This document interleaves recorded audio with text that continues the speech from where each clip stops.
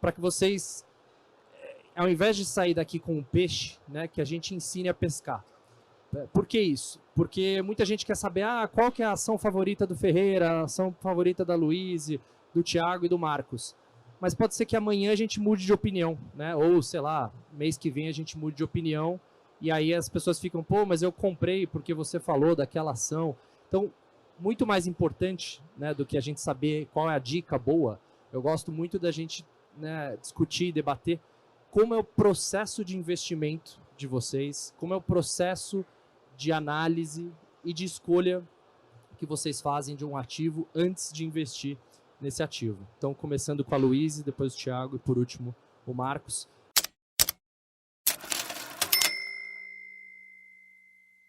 Para quem não sabe, o Marcos ele é gestor da XP Asset, gestor de equities, então toca todos os fundos de bolsa na XP Asset Management.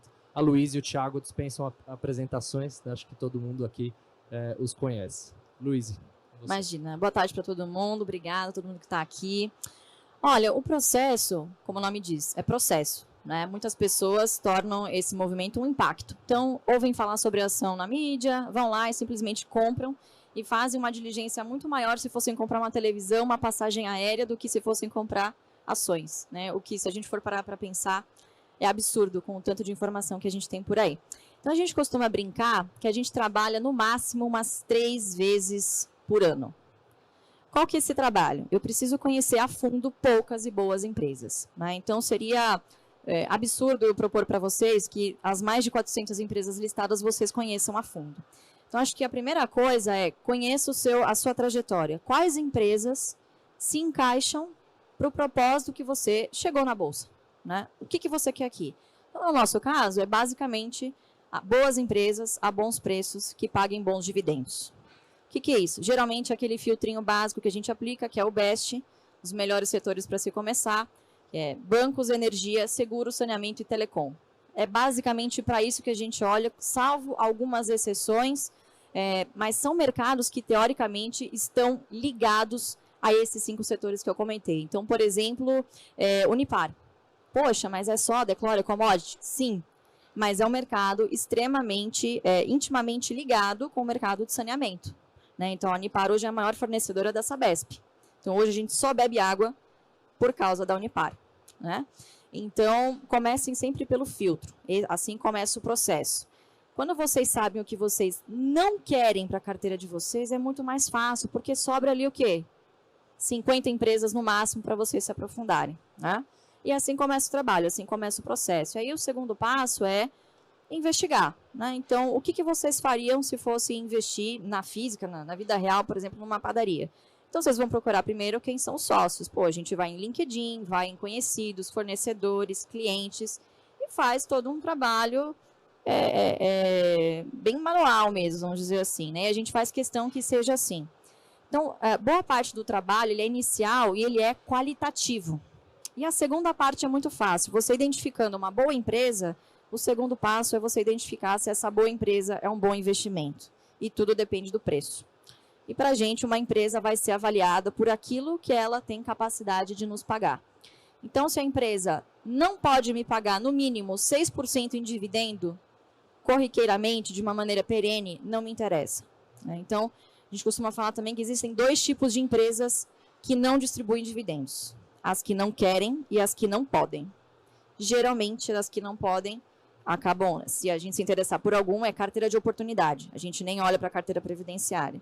Carteira previdenciária são empresas que gerem fluxo de caixa suficiente para pagar bons dividendos para o seu acionista de uma maneira perene, sustentável, e também, claro, investir em projetos para si, né, em crescimento também. Então, é simples, mas não simplória essa tarefa, né? Pode levar meses, pode levar anos, e isso é importante porque uma vez definido, você vai definir, uma vez definido a empresa que você quer investir, que a gente quer investir, a gente passa até anos comprando ações da mesma empresa porque a meta é em quantidade de ações. O dividendo ele é remunerado pela quantidade de ação possuída, não pelo valor financeiro que você investe. Então, teoricamente, o investidor que pensa assim, torce por crises. Porque essa mesma empresa ele consegue atingir a sua meta muito mais rápido desembolsando a mesma coisa, ele paga muito mais barato por essa posição que ele está interessado. É basicamente assim que funciona, muito simples. E o foco é muito importante na bolsa, como você falou, né? Se a Muito. gente quiser olhar para a bolsa inteira e cada hora tentar descobrir o que comprar, fica bem complicado se a gente não tiver um time muito grande por trás, como as Exato. grandes gestoras têm. Tiago, no seu caso. Vou falar um pouco do nosso processo. Eu acho que uma parte é replicável, uma parte é um pouco mais difícil para o investidor individual replicar. Bom, a gente busca empresas que tenham as seguintes 6 características, né? Balanço forte, né?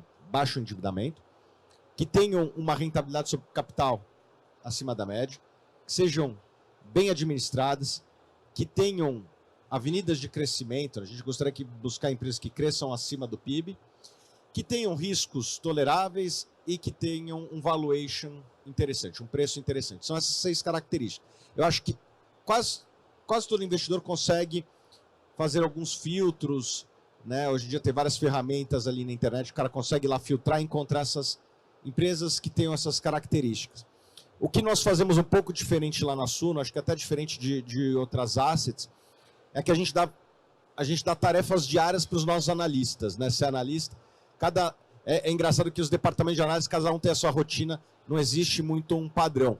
O que a gente tenta fazer no nosso departamento de análise lá na Suno? Eu falo para os meus analistas duas coisas, cara. Você tem que fazer 2 coisas todo dia.